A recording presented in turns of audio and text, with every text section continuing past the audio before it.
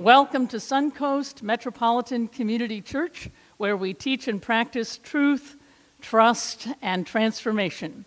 If you're visiting with us and you did not receive a welcome packet, please wave your hands and someone will come and bring you one. And over here, back here, thank you so much. All right. So someone will bring you a welcome packet. We're so glad to welcome you today. And let's give a big wave to all those who are online. Probably a lot more than usual this morning. It's a rainy Venice morning today with lightning strikes and tornado warnings. So bless all of you that were crazy enough to come out this morning and come to church here in person at SunCoast. We're very delighted to welcome you on this Martin Luther King Jr. Sunday, where we celebrate a life dedicated to freedom. And now Sam will come and bring our announcements. Good morning. Good morning. I feel like I'm back in the Midwest waking up with a tornado warning. Thank God everyone is safe. The tornado warnings were over areas where I know some of our dear friends live. Here are ways you can stay connected and involved with SunCoast. Venice Interfaith Community Association is hosting a Martin Luther King Jr. service tomorrow at 7 p.m. at Emmanuel Lutheran Church, located at 790 South Tamiami Trail here in Venice. We hope you will be able to attend and support the work of VICA and the community. Please join us next Sunday as we welcome Reverend Lily Brock as our guest preacher. The Venice Pride Board has postponed the Pride Festival until November 12th. VPI's board first priority is the health and safety of its members, volunteers, and community members.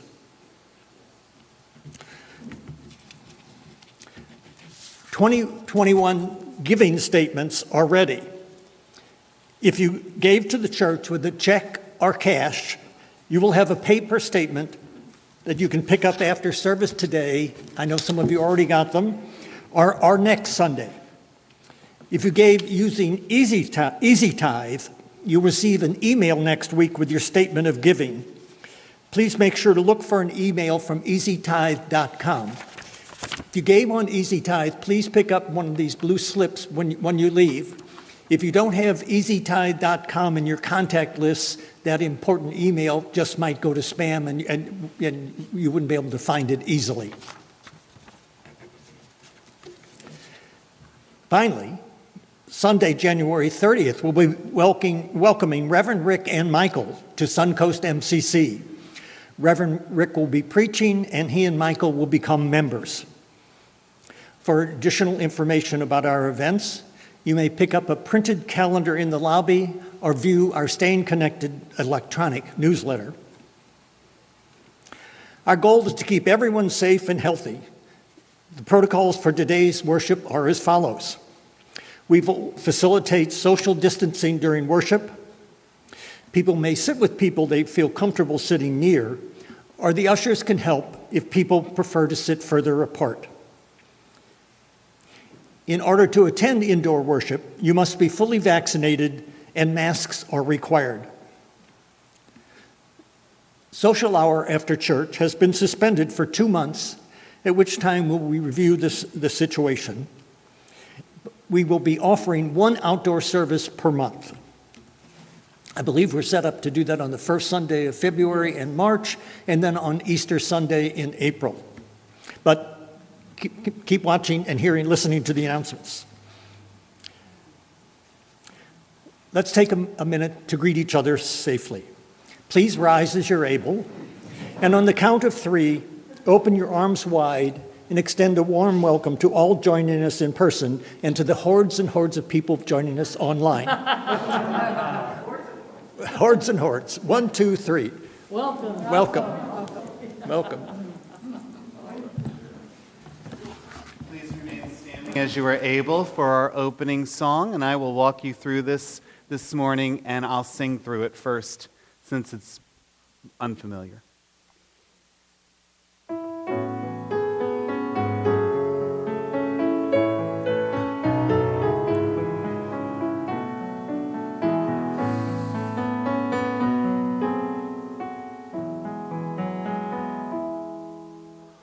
I dream of a church where everyone is welcome. I dream of a place we all can call home. I dream of a world where justice is flowing, with hope and peace growing, where God's will is done. Make it so, make it so. We pray for that day, make it so. We dream of a church where love reigns among us and your will is done. Oh God, make it so. Oh God, fill our hearts to reach out in welcome. Make us to see your vision once more. Let's dream of a world where our hands are your hands. We offer ourselves. Oh God, make it so. Join me, please. Make it so. Make it so. We pray for the day. Make it so. We dream of a world where love reigns among us and your will is done. Oh God, make it so.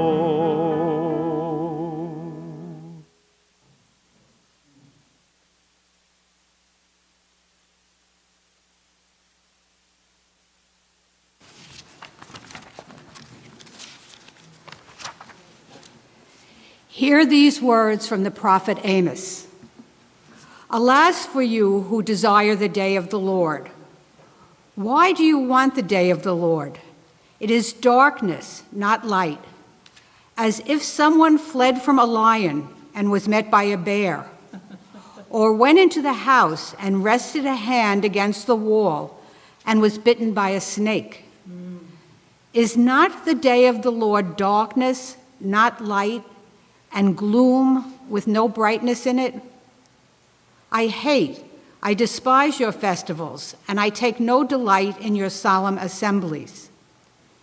Even though you offer me your burnt offerings and grain offerings, I will not accept them, and the offerings of well-being of your fatted animals I will not look upon. Take away from me the noise of your songs. I will not listen to the melody of your harps. But let justice roll down like waters, and righteousness like an ever-flowing stream. God, may we be inspired by your word. Amen. We will follow the light, beautiful light. Come where the dewdrops of mercy are bright. Shine all around us by day and by night. Jesus, the light of the world.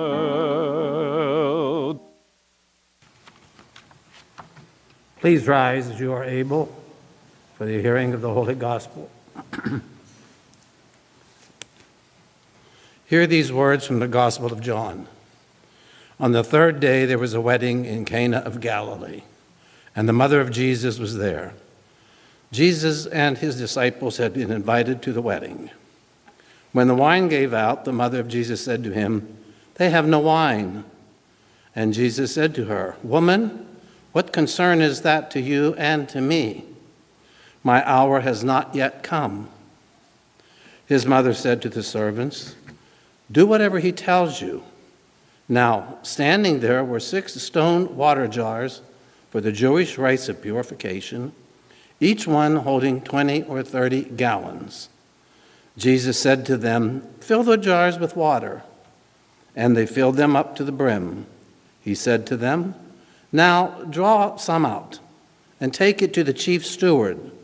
So they took it. When the steward tasted the water that had become wine and did not know where it came from, though the servants who had drawn the water knew, the steward called to the bridegroom and said to him, "Everyone serves the good wine first, and then the inferior wine after the guests have become drunk. But you have kept the good wine until now." Jesus did this, the first of his signs, in Cana of Galilee, and revealed his glory, and his disciples believed in him. This is the gospel of Jesus Christ. Thanks be to God. And please join us in singing our gathering song today, "Freedom is Coming."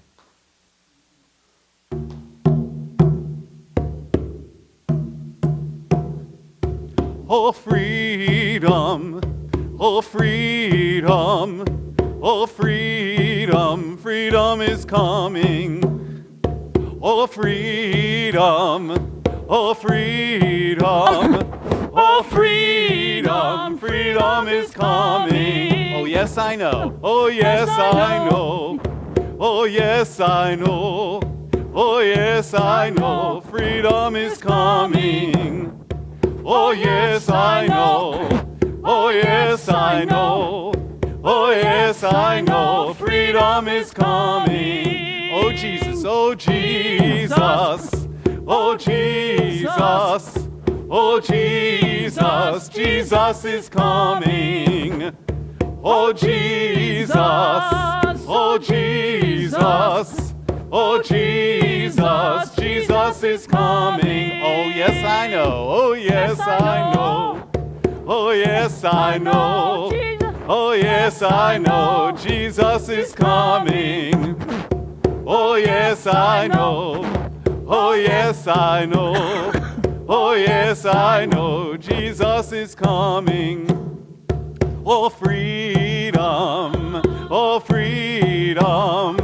Oh, freedom. Freedom is coming. Oh, yes, I know.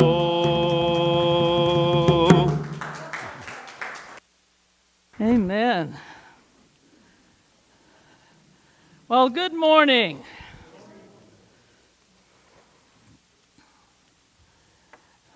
It's good to see all of you here this morning, and we're going to welcome a very special guest next Sunday.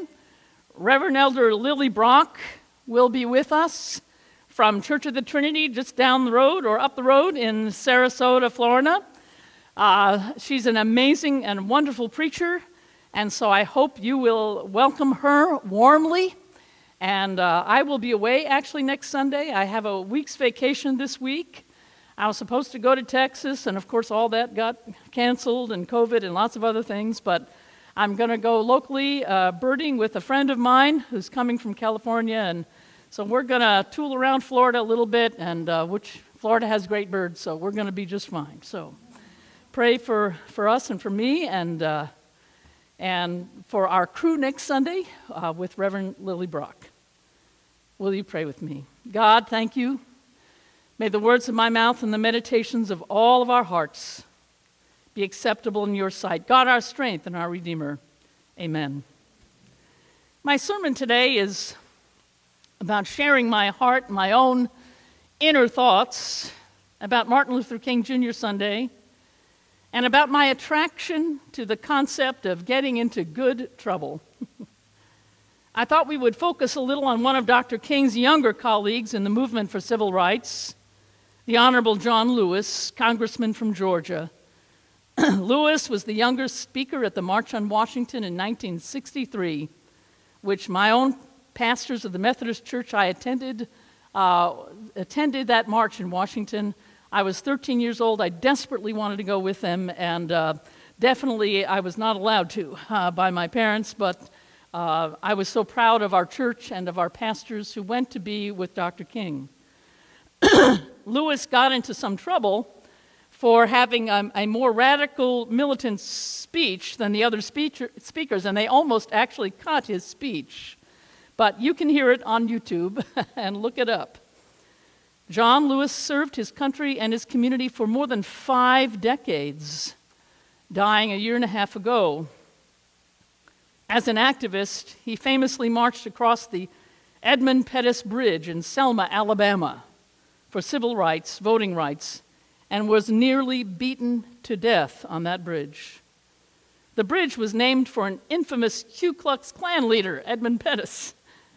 But many of us agree it should be renamed the John Lewis Bridge in Selma, Alabama. Unlike Dr. King, John Lewis lived a long life. He saw many victories for freedom. He saw more inclusion of African Americans in every aspect of society, including an African American president. But in other areas, he witnessed backsliding, lack of progress, resurging racism. He gave his all for voting rights, which are so threatened right now. John, unlike Martin Luther King Jr., had a long, more complex view of the struggle. He famously said this: "Do not get lost in a sea of despair. Be hopeful. Be optimistic. Our struggle is not the struggle of a day, a week, a month, or a year. It is the struggle of a lifetime. Never ever be afraid to make some noise or get in good trouble, necessary trouble. Do not get lost in a sea of despair." Oh my. Today I have to take his words to heart. It is hard sometimes these days not to feel despair about many things, including the struggles for equality in our country, for women, racial equality, so many issues. John, in his very young life, actually wanted to be a preacher. It was an aspirational goal for young black men in his day. And the black church was a place where lots of the early organizing and support for civil rights happened. But John Lewis was impatient. He thought the church moved too slowly. He dropped out of school to become a full-time activist in the late 50s, early 60s, deciding that his call was not in the church per se, but in this wider movement that would nearly cost him his life. Arrested dozens and dozens of times, he was jailed, imprisoned. He lived on the edge with little money or resources and threw himself into making good trouble to change his community and the world. Yet underneath his activism, John, like Martin Luther King Jr., leaned on his faith in the God of Jesus Christ of the Bible. John read the biblical prophets, like the prophet Amos we heard today. Oh, Mary Ellen, that sounded like Amos was pretty angry this morning, didn't it? It was kind of shocking to hear him this morning. I heard someone once say, "We shall know the truth, and the truth shall make you free, but first it shall make you angry." So if you've ever learned truth that you didn't know and you realize sometimes it can make you angry. And Amos is angry. He is begging his community to wake up, to stop just giving lip service, to stop just saying pretty words in worship services, but to live for justice in the world. Amos is saying that God gets a little tired of our pretty songs and nice words, but would like us to risk a little for the poor, for strangers, for those who are outcast. Amos, in other words, was saying, God would like to hear less flowery prayers and prefer that we get into some good trouble. Jesus, in the gospel reading today, starts his ministry by getting into some what I would call low threshold good trouble at a wedding. I'm imagining Jesus, who in John's gospel has been praying, he's been baptized by John the Baptist, he's been preaching and recruiting disciples, but much of this is still a little behind the scenes. When is Jesus really going to come out, go for it, and rattle the cages of the religious and political establishment like the prophets of old, like prophets like Amos?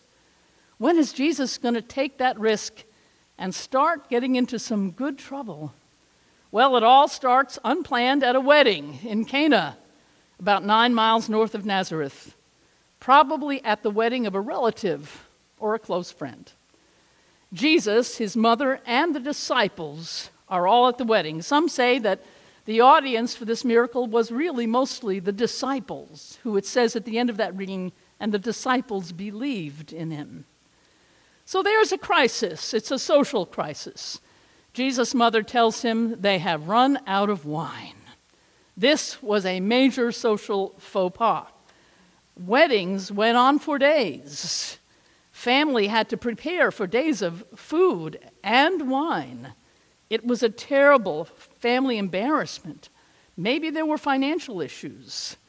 Maybe the wine was still in a port off of California. I don't know, like we experienced today. But in any case, they had run out of wine at a wedding, once-in-a-lifetime event. Oh, my goodness. Mary apparently knew that her son needed a push to start revealing himself, his capacity to show who God is. She says to him simply, "They have no wine." He says, "Mother, it's not my time. Don't push me." But Jesus himself truly is the new wine. Later, wine would represent his blood at that first communion and ours. It starts with a wedding and wine. And he says, "Mother, don't push me." And I love this part the best. Mary ignores Jesus. And she says to the servants, "Do whatever he tells you." And Jesus relents. And he does something. He says, "Fill the water jars with the bland, tasteless water." And we don't even know what he did, if he waved his hands over it, we have no idea. And then he just said, "Take some of the water." And it turns out that water was wine, and not just cheap wine, it was really fine wine. Jesus did something dramatic to point to God, that God is up to something new. There is new wine in the world right now. So I ask us today, is God up to something in our very troubled and challenging times?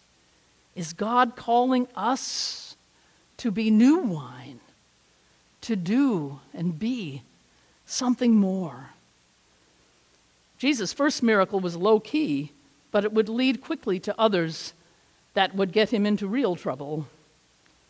Who does he think he is? He shows up in John's Gospel right after this story at the temple in Jerusalem. And it says he drove out the money changers in the temple with prophetic anger, like Amos. He was publicly demonstrating against corruption in God's house. He criticizes the religious establishment, says they are stealing from the poor. He says, "My house, God's house, is a house of prayer for all people, but you have made it a den of thieves." Jesus is hurt and angry how people have desecrated a place that he loved. He gets into good trouble, crying out for justice. Who does he think he is? Well, we know who he is. But he will not be quiet from then on. He preached about justice and God's amazing, extravagant love for the outcast, how we treat our neighbors. It all started at a wedding to help a family that was hurting. A year ago, a small group of us started a process of exploring how we at SunCoast could open ourselves up to learning and growing, especially in the area of racial awareness and justice. We started by exploring what Black Lives Matter really means. Maybe you've come to a class or seen it in the bulletin and wondered. One way I think of understanding Black Lives Matter is the way we understand something like pride, like Venice Pride.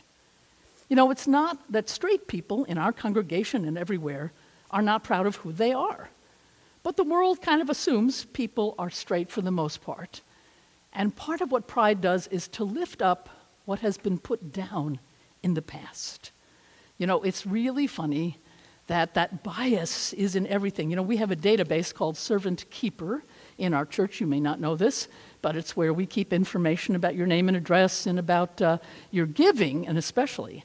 Well, it insists, the database, that we identify people as Mr. or Mrs., and that we identify who is the head of the household. This database is about 30, 40 years old. It hasn't quite kept up with things. Heterosexuals might have different opinions on who is the head of the household in their heterosexual marriage. And thinking of people in our church trying to say, who is the head of your household? Oh, that would be some interesting discussions, wouldn't it, in our life? And so, we kind of need to help the database catch up with our whole concept that all people matter and that all relationships and all marriages matter. Black Lives Matter simply means we understand that in many ways black lives have not mattered in our culture, and we want to change that. There's a wonderful teacher, Jane Elliott. I've talked about her before. You've known about her. She did the experiment Blue Eyes, Brown Eyes. Look her up if you don't know who she is. She had a group of white students. I thought that was so interesting. And she asked this group of white students, maybe junior high school age, early high school, and she said to them, how many of you would be just as happy to be African American or prefer to be African American if you were pulled over in your car by the police? No hands went up. Then she said, I don't think you heard me. How many of you, if you were pulled over by the police, would prefer to be African American? No hands go up. She said, so you do know what's going on. Sometimes, as a white person, we don't have to worry in the same way that a person of color may have to worry. Many of you talk about the talk that black parents have to give, especially to their teenage sons. Most of us who attended our group at SunCoast were white, and we began opening ourselves up to discussions about how we feel, how we are trying to deal with issues of racism that actually are all around in the atmosphere of our culture. This was not so we could feel bad about being white, but it was so we could understand more about ourselves and about how to be positive change makers. Every month since last summer, a group of us have met to watch videos, articles, or stories. We've had about 17, 18 different people. We have as few as 8, maybe as many as 12 or 13. We've shared our doubts, our fears, our ignorance, our information, how we've handled difficult situations in our own personal lives. We've talked about healthcare disparities, criminal justice, about wealth and employment, systems where there are deep disparities. Along the way, people of color in our church have been part of this group as well, sharing their stories and experience, helping those of us who are white to understand how to be better allies. In the last few months, we've talked about our group becoming a team, calling ourselves Good Trouble. Our Good Trouble groups invited the church to join them and come tomorrow night to the Venice Interfaith Martin Luther King Jr. service. Over the next year, we'll sponsor events for the church and community to raise our consciousness. We want to create more safe space to have important conversations. Today, I would remind us that Jesus calls us to be that house of prayer for all people. That's what he cared about. A community that's willing to appreciate and to be in solidarities with those who are still discriminated against. As people of faith, those of us who are white cannot just say, this is not our problem. We read together a great analogy in our group that says, in some sense, this issue is like our country when it comes to race. It's like a huge old house, a house that we love and treasure, been in our family a long time. But some of the foundation is rotting and the stairs are rickety and the roof has a leak. We inherited this house, we didn't build it. We didn't cause the problems. But we also love this house. And it's up to us to now be responsible for the safety and well-being of everyone who lives here, especially those of us who can easily vote, who can raise our voices and be allies. I don't know about you, but I want our church to keep stretching itself to be a place where anyone can feel welcome, straight or gay or African American or whatever color and race, and that the things that matter to each person here matter to us as a whole. I wonder sometimes if people of color who attend our church feel like those of us who are white really get it. Do they believe that we see them for who they are and appreciate their realities that may be different from what some of us go through. People who are white in our church are good people, and we can also challenge ourselves to fix the house. Are we willing to get into some good trouble together in memory of people like Martin Luther King Jr. and the Honorable John Lewis? Let's do just that in this coming year. Amen.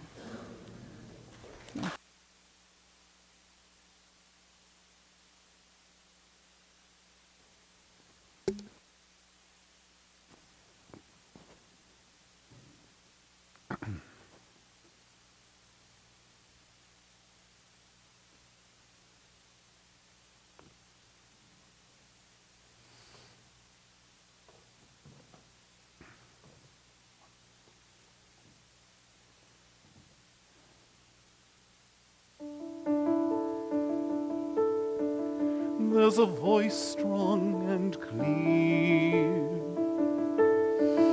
ringing out far and near. Let justice roll down,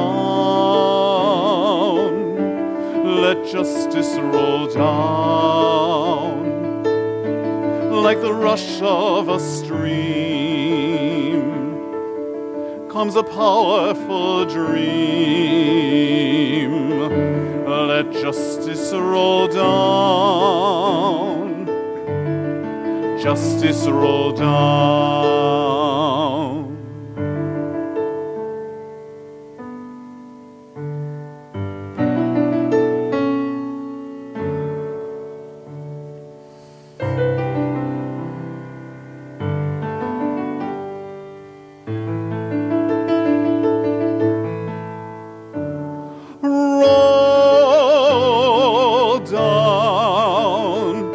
Roll down, justice, roll like an ever-flowing stream.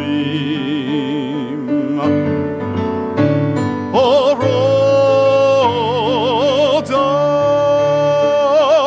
roll down, justice, roll like an ever-flowing stream,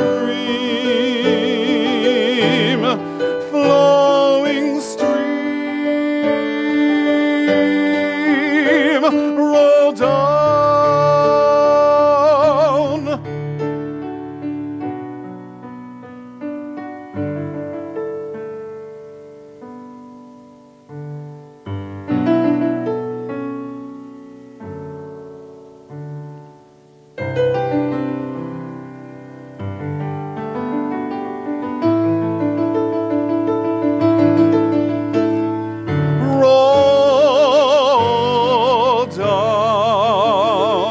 Roll down, justice, roll like an ever-flowing stream.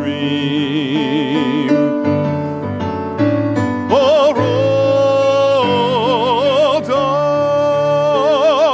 roll down, justice, roll like an ever-flowing stream, flowing stream, roll down.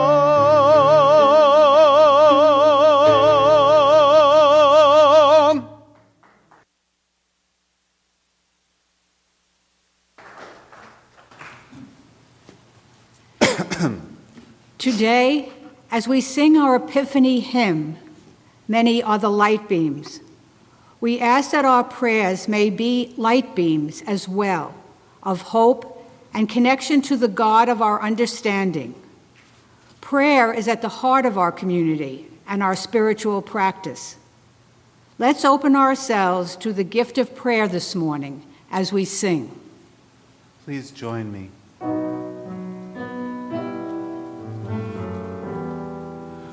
Many are the light beams from the one light. Our one light is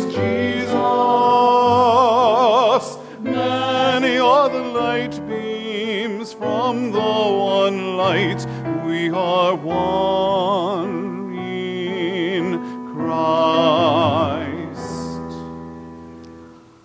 On this Martin Luther King Jr. Sunday, we lift up the gift of being willing for love and justice to get into good trouble. Thank you for role models of courage like Dr. King. Today, we give to you our failures and regrets, acknowledge our need to forgive and be forgiven. May your holy light shine in the darkness of our world today, beaming into every corner your love for life, for human beings, for creation. God, let there be light as we pray for a world that still fosters racism, sexism, homophobia, and transphobia, that still harbors oppression. May we speak up, God. Let there be light as we remember those who are poor and without adequate food, clothing, shelter, or health care. May we respond. God, let there be light as we commit to care for those who are suffering loneliness and isolation, those who have nowhere to turn today. May we seek them out. God, let there be light as we open our hearts to those in our church family, our friends and loved ones who need healing and hope today. May we be present for them. We invite you to participate in our prayer wall by posting prayers, by stopping by, and by praying for those who are remembered there. Many ways to serve God, the Spirit is one. Serve in spirit of Jesus. Many ways to serve God, the Spirit is one. We are one in Christ. May this season of Epiphany, of light and of love, shine upon us. May we shine outwardly with the love of God in the week ahead. We pray this in the name of Jesus, who taught us to pray. Please rise as you are able. Our Creator, who art in heaven, hallowed be your name. Your kingdom come, your will be done on earth as it is in heaven. Give us this day our daily bread, and forgive us our trespasses, as we forgive those who trespass against us. And lead us not into temptation, but deliver us from evil. For yours is the kingdom, and the power, and the glory, forever. Amen. You may be seated. I want to give a special thanks this year for God and God's faithfulness. As we've looked at 2021, it looks like actually we will end the year in the black. Now, I have to give a caveat to this because Sam is sitting right here, and to say the reason we're ending in the black is, of course, because of your faithfulness and giving for the second year during a pandemic. It is also because we had some special, unrepeatable gifts that came to us, and that really helped fill an important gap in our budget. He would say that means that our weekly giving we need to pay attention to this year, because we can't count on those gifts to help us this year. But it is an amazing story of SunCoast, that all along, through thick and thin, through ups and downs, through struggles, God has been faithful and generous to us. And I feel like today, that's what we ought to do, is just be thankful. We thank you for your generosity, and don't stop as we give thanks to our God today. And now we're going to a trio. Cindy and David and I are going to sing a song that was a favorite of Dr. Martin Luther King Jr.'s. In fact, he quoted it at his very last speech or sermon. If I can help somebody, then my living will not be in vain.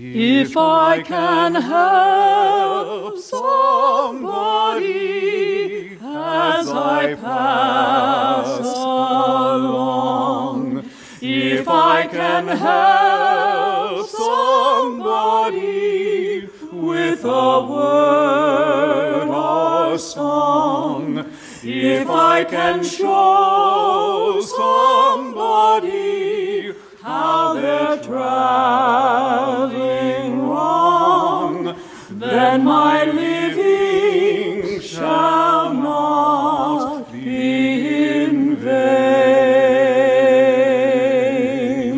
Then my living shall not be in vain. Then my living shall not be in vain. If I can help somebody as I pass along, then my living shall not be in vain. If I can do my duty as a good friend ought, if I can bring dark beauty to a world upraught, if I can spread love's message as our good God taught, then my living shall not be in vain. Then my living shall not be in vain. Then my living shall not be in vain. If I can help somebody as I pass along, then my living shall not be in vain.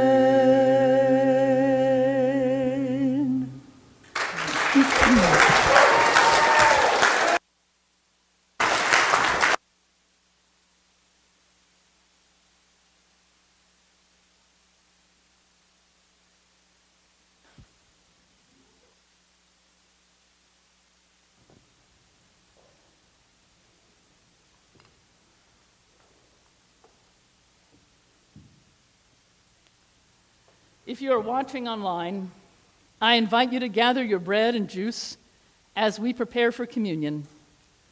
For those of us who are gathered here, I invite you to retrieve the communion packet. If you did not receive a packet, please raise your hand for an usher, and they'll make sure you have one. There are 2 seals, one for the bread and one for the juice. Unseal the top seal and wait until instructed for us to consume together. The Holy One be with you, and also with you. Lift up your hearts. Let us give thanks to the Lord our God. It is right and a good and joyful thing, always and everywhere, to give thanks to you, God, creator of heaven and earth. Your first act of creation, your first words were, "Let there be light." Your word is a light to our path and illumines our life as your people. Your world needs light today. May we be the body of Christ, a light to others in these times.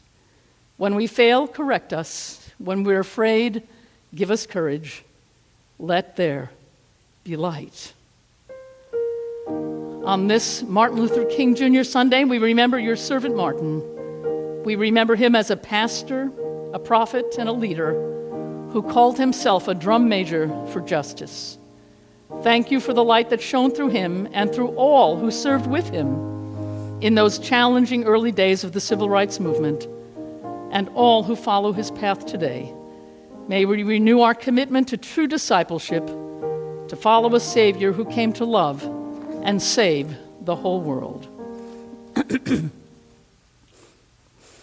Jesus, you're the center of my joy.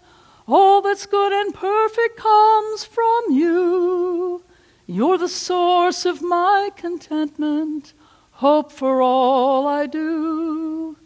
Jesus, you're the center of my joy. Jesus, you're the center of my joy. We gather at your table and give thanks. You gave your body freely and forgave us freely too. Jesus, you're the center of our joy. Jesus, you're the center of our joy. We bless the cup that signifies your love. You died and rose that we might live for justice in your name. Jesus, you're the center of our joy. And so this morning, with faith and hope as your people, we proclaim together that Christ has died, Christ has risen, and Christ will come again.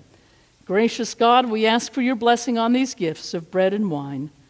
Thank you for being the center of our joy, the inspiration to follow you. Open our hearts to you and to one another, to this world still dark with confusion and need. Let us be your light today. In Jesus' name we pray. Amen. At all MCCs around the world, we welcome everyone to this table, regardless of where you are on your life journey.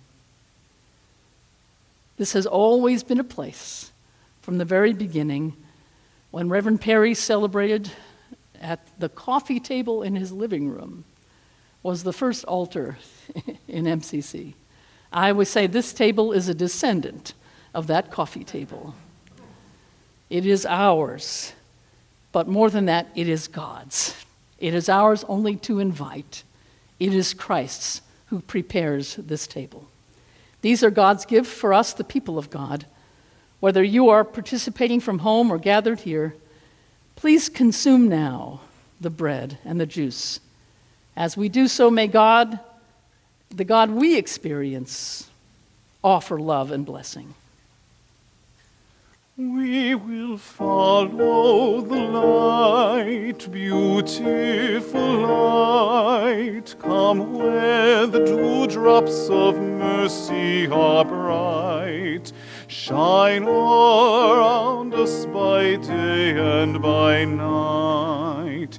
Jesus, the light of the world. We will follow the light, beautiful light. Come where the dewdrops of mercy are bright. Shine all around us by day and by night.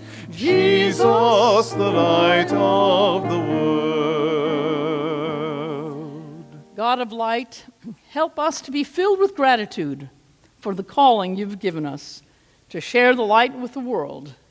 May the light of justice, hope, peace, and joy fill us as this year unfolds. In Jesus' name, amen.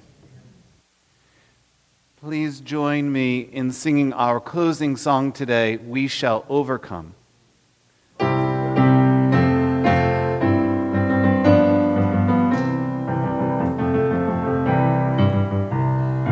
We shall overcome. We shall overcome. We shall overcome someday. Oh, deep in my heart, I do believe we shall overcome someday. We'll walk hand in hand. We'll walk hand in hand. We'll walk hand in hand someday. Oh, deep in my heart, I do believe we shall overcome someday. We shall live in peace. We shall live in peace. We shall live in peace someday. Oh, deep in my heart, I do believe we shall overcome someday. We are not afraid. We are not afraid. We are not afraid today. Oh, deep in my heart, I do believe we shall overcome someday. God will see us through. God will see us through. God will see us through today. Oh, deep in my heart, I do believe we shall overcome someday.